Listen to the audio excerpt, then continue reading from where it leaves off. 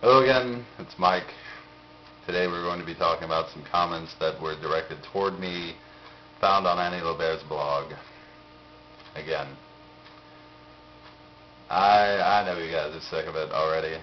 I'm sorry. These are responses from actual readers of Annie's blog. It doesn't really have anything to do with Annie.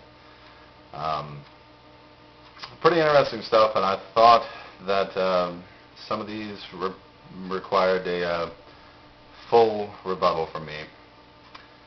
So I'm going to go ahead and give you guys some quotes. I'm going to keep the identities of the posters anonymous and offer a full rebuttal to their claims. Quote, "If all that you say is true about yourself, why would you seek out a Christian blog and blatantly try to shine the spotlight on yourself for attention?" First of all, let's take the topic that provoked this discussion into consideration. We are talking about a girl that has built a ministry from the ground up based solely on the fact that she used to be a sex addict. She's in the news, she's on television, she's got this documentary coming out. She's everywhere. She's got it going on.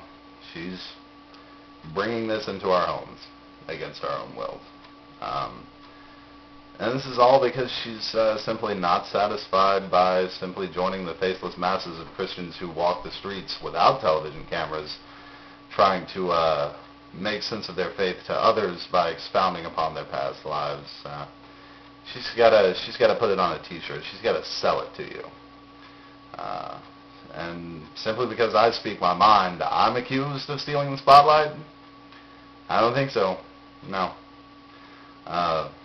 Furthermore, let's discuss the specific content of my replies in Annie's blog, shall we? I make it a general rule to not invade someone else's blog with accusations and slander. If I have a general concern that I feel deserves a response, I voice it. It's as simple as that. There's no shadow conspiracy in which I'm trying to direct attention away from Annie and Heather in an attempt to potentially bring her readers around to my point of view. I'm not that delusional. I also try to keep my responses as impersonal as possible, but sometimes I can't help but talk about personal issues. This happens mostly because of people like you who want to make unfounded assumptions about me and inquire as to why I'm even responding on the blog in the first place. I didn't ask you to respond to my post. I didn't ask you to read my post. I didn't ask what you think. I did not ask you to acknowledge my presence in Annie Lobert's blog in any way. Yet here we are. I know this may sound unreasonable to you, but did you ever consider the idea that maybe you were just a wee bit too proud to pass up the opportunity to start a pointless personal debate with a total stranger? Number 2, the truth of the matter is that you're scared and alone and seeking for something. You may not know what it is yet, but you are searching. The vast amounts of ignorance that you spew shows that you are trying to fill your head with ideologies. You've just found many that are false. Start being honest to yourself and your search, and you might actually stumble onto some truth. Okay.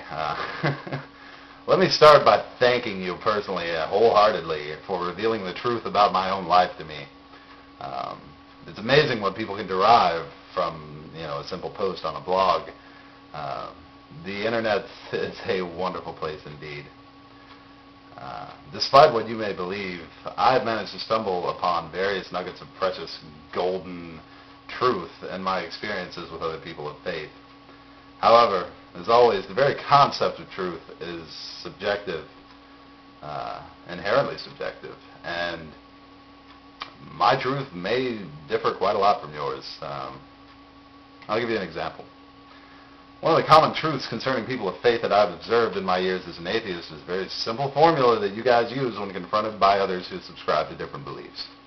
Rather than sitting down to participate in a reasonable, healthy discussion about different tenets of opposing belief systems, all too often Christians want to take charge in an otherwise normal conversation by jumping to conclusions about someone else's character.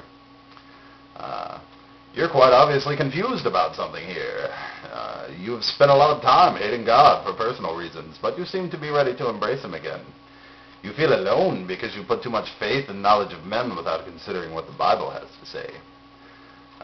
These are all things that I've heard personally Christians say to people that they've just met for the first time in order to make their faith make sense. Granted, this deceitful tactic may actually work on someone who doesn't realize that they're being tricked into acknowledging the validity of the Christian faith. However, this is not a comprehensive end-all method to bring people to Christ.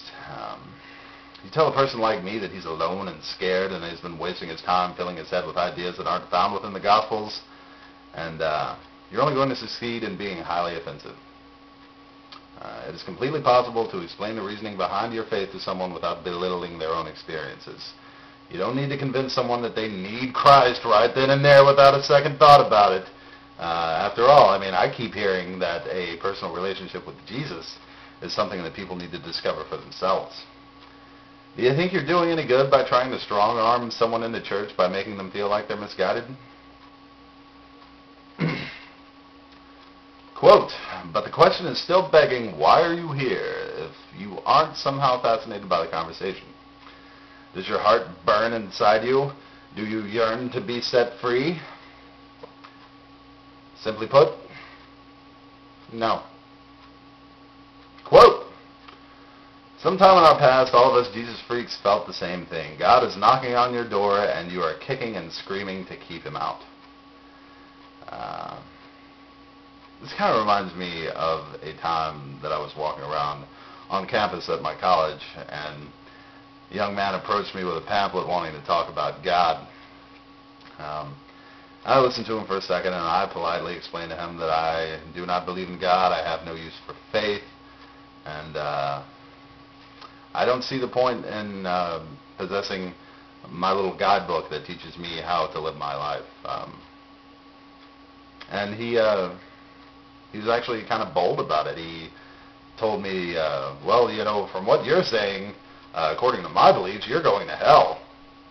At which point I offered to buy him lunch and explain everything that was wrong with his life to him. He declined.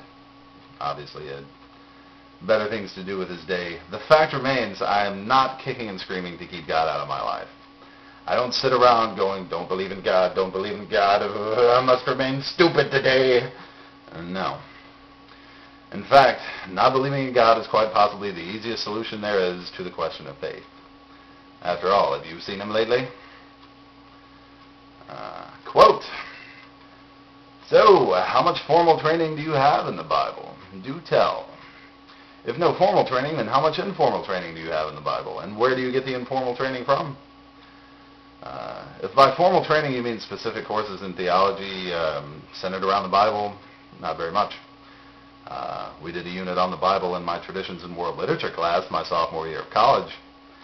Other than that, no formal training. As far as informal training goes, though, had quite a bit.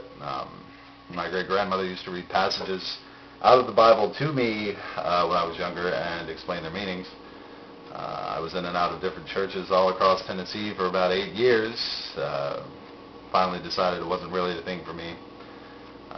Talked to many youth ministers and pastors at different places about different aspects of the Bible. And once I realized that their answers held little meaning for me, I did my own research. Oddly enough, I ended up reading the Bible a lot more once I realized that I didn't believe it. I wanted to debate particular passages with believers, see if I could learn something new, something that could potentially change my mind about the issue. Still hasn't happened. I still read the Bible on an almost daily basis, though. I have a pocket-sized version of the New Testament that I read every time I use the bathroom, if that counts. That's it for today, guys. I'd like to thank the people I quoted from Annie's blog, whose names will remain anonymous unless they choose to reply here, and my usual readers for taking the time out of their day to listen to me rant. This means you, Samira and Black Widow. Peace!